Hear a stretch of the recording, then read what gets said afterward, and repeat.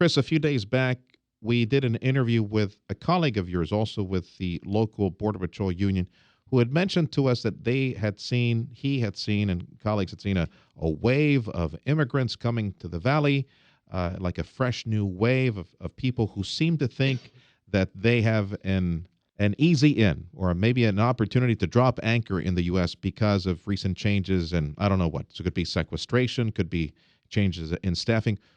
What are you seeing? What update can you give us to that report initially from about a week and a half ago? We're seeing record numbers of people coming into the country, not just from Mexico or Central America, but also from South America, China, India, all over the world. And when these news reports get out that the Border Patrol or ICE in general is releasing people into the country, people with no criminal record, no criminal history, people get that news from relatives or whoever that's already here, and it just goes viral. And next thing you know, we're getting overrun over here in the valley. What are the people that are the immigrants, the illegal immigrants that you are encountering? What are they specifically telling you? Is it and what do you infer from that? Is it a mix of different reports, either related to deferred action or budget problems, or what is it? What are these people telling you, and what are they expecting when you encounter them? A lot of these people are asking for their papers. They seem to believe that they're going to get released, either whether they go through a short time in the camp or straight out of the station. They come in and they ask for their permiso so that they can go north and be with their family. Chris Cabrera is a local Border Patrol agent, vice president of the local Border Patrol union, our guest on 710 KURV.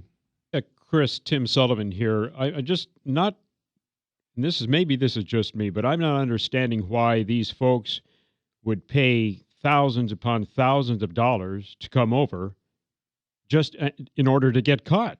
That doesn't make sense. They're still getting caught, and they will face deportation. Yeah, they get set up with a court date. Last time the Border Patrol ran a program like this, I believe the rate of people that showed up for their court hearing was something like 3%. We would release hundreds a day, and nobody would show up for court. They were given a notice to appear with a promise to appear at a court date in Port Isabel or wherever they chose, and they use that piece of paper to get past the checkpoint. It's just part of the journey for them, you know. But the detention centers here in the valley and across South Texas, they're packed. They're packed with immigrants who you have caught and who are facing deportation. Yeah, they're packed. The detention centers are releasing them little by little, and the thing is, once they get packed, there's no more space for the next guy coming in. You can only fill the container so full, and then. So what are you doing with the immigrants then? What are you doing with these folks if it's packed at the local level? At the local level, from my understanding, what they're doing is they're getting people with no criminal history or low criminal history, and they're sending them out the door. I know the homeless shelters are full in the Brownsville area, which is where the detention center They're being released into the streets locally? They're being released into the streets locally. How many folks are we talking about? Hundreds. But that major federal release that we heard about, a couple of weeks ago, that has stopped. They've issued an apology, I think, and that has stopped. That part of it, anyway. Yeah. Now it has stopped. They're still releasing some, and again, once it gets to a certain point, they'll release based on humanitarian conditions, family unification, which is no different than what's been happening. Yeah, it's no different. Okay. All this time. Let's go back. They actually had some fall through the cracks where they actually released some folks with criminal history, and they were trying to get them back. Let's go back to this past weekend then. Tell me about staffing levels. Tell me about what's going on the front lines. Are there any holes in patrols? And are there people that are being released as of recently? Or what are conditions like at these camps, or where are these camps? Well, on the local level, and I'll give you McAllen Station because that's what I can speak best on. That's actually my home station. On Friday, I believe a report came out with one of the local TV stations. Somebody had leaked some photos into the media about, overflow at the McAllen Station. So Saturday, when everybody got to work, there was some talk that, hey, you know what, this stuff got out to the media. Now we all have to stay in here and clean up this mess. They had 40 people assigned for the evening shift, and only one person was assigned to the field. So that's 39 people indoors, one outdoors. Why? Who makes that decision? It was made at the local level. Whoever made up that duty assignment sheet, and thankfully the agent that was scheduled to be in the field by himself decided that he wasn't going to go out there and cover. Why are agents not being sent to the front lines? They figure, I guess their mentality is, hey, we need to clean up what's in the station. If nobody's out there catching, then obviously it's going to slow down. So what area of the border went unpatrolled?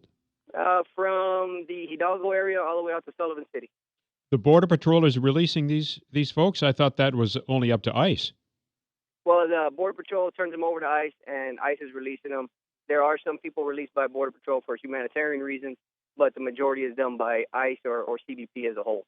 Tell me about the stresses of the local detention center, or what is it like? Where is it? What are you dealing with right now? And as a result, I guess what?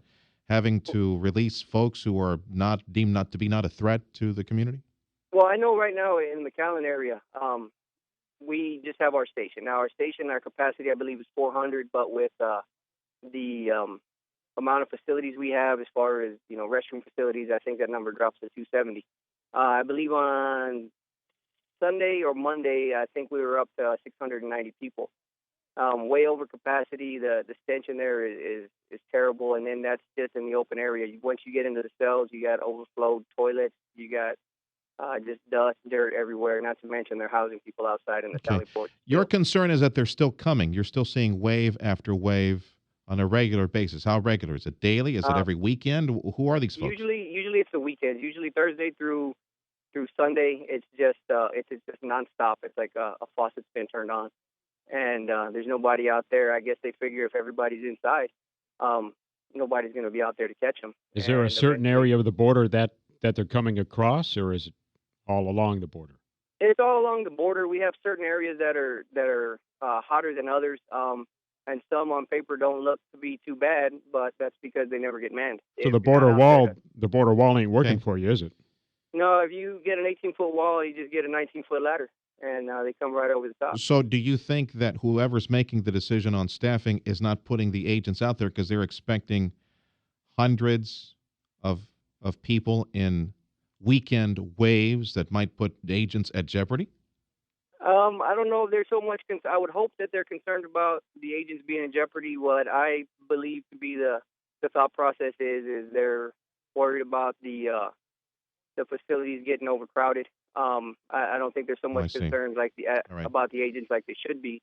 They're more concerned about cleaning out these cells and having an empty house. All right, Chris, we'll keep in touch, and hopefully we can get a future update from you, unless higher-ups bop you upside the head and say, you know what, you know the way it is. All right, Chris, thanks for talking with us today. That's Chris Cabrera.